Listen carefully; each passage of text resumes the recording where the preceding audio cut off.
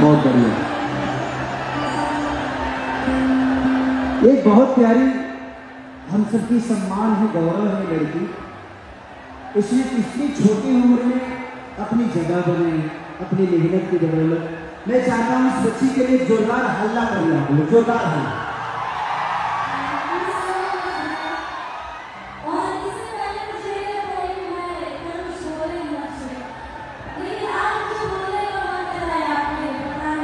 बोल दो।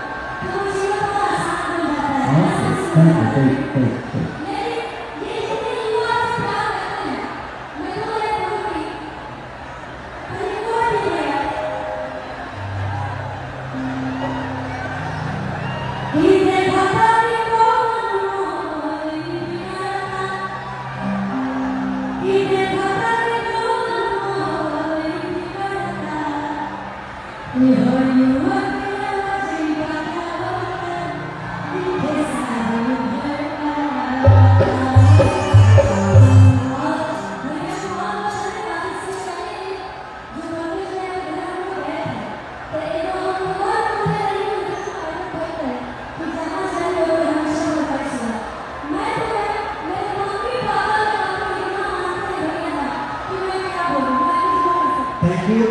और इसके साथ एक मेरा बहुत अभी मुझे लगता है कि 15 दिन पहले एक सॉन्ग में गाया हुआ कि पेंगे पेंगे भाजी उसमें आज खुशी तारी है और खुशी में बहुत प्यार आ रहा है। तो थैंक यू। अभी हम आपको गवाएंगे थोड़ी देर में। और एक बहुत ही प्यारी अदाकारा हम लोग के बीच में आई है।